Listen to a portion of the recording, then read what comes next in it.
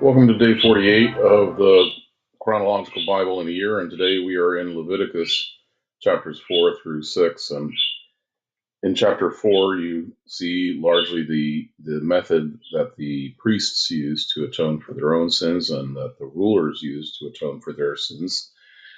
And I'm going to pass through that pretty quickly, but I just wanted to highlight one thing, and that is when you're talking about these sacrifices.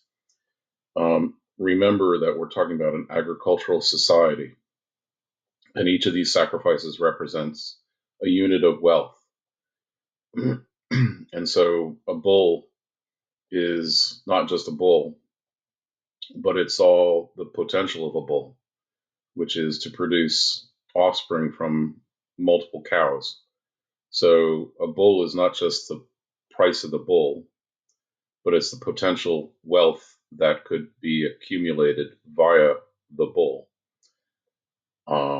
Similarly, uh, the sort of the cost of each of these sacrifices decreases, and in some cases it's based on the nature of the sacrifice, but also it's in consideration to the ability of the person providing the sacrifice.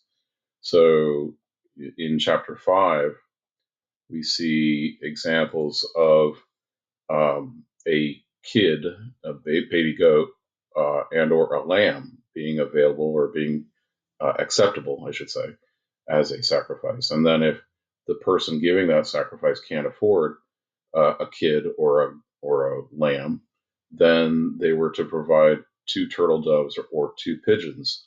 So, and if they couldn't afford that, they were to provide about 6 pounds of flour.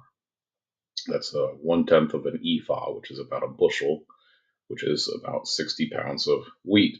I looked this up.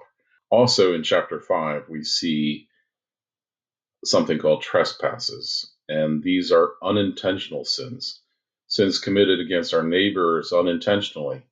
And when I say neighbor, just generically our community, our families and communities. So, in that case, it would be like, somebody comes over to borrow your roommate's car, and you would trust them, and you just give them your roommate's keys, and then your roommate comes home and says, "Where's my car?" And he said, "Well, I gave it to so and so," and he said you'd give him permission to borrow it, and then you find out that he hadn't. Well, then you're an accessory to a crime, so to speak. You didn't know you were an accessory to a crime when you were committing it, but then you find out that you are. And so that would be a trespass. And then once you find out that you are guilty of that trespass, then you are to provide um, a, an offering to atone for that trespass.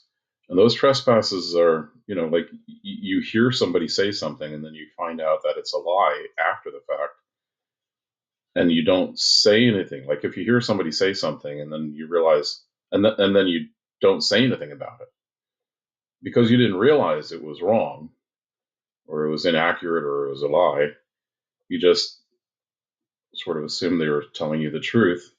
But then if subsequently you don't tell anybody that it was a lie, then you are committing a trespass against your neighbors. So those are all they're great insights, but I think the key one for me was in chapter 6, verses, I think it was 12 and 13. And the fire on the altar shall be kept burning on it; it shall not be put out. And the priest shall burn wood on it every morning, and lay the burnt offering in order on it, and he shall burn on it the fat of the peace offerings. A fire shall always be burning on the altar; it shall never go out. And two things there is that there is a peace offering that's being performed every morning. As the priest lays fresh wood on the coals of the previous day's fire, he also lays the fat of the peace offerings to quicken the fire. And I'm sure there's an analogy or a metaphor, a spiritual application there. I will let the Holy Spirit tell you what you think it is. I just found that the fact that there's that fire on the altar and it never goes out, or at least it's never intended to go out.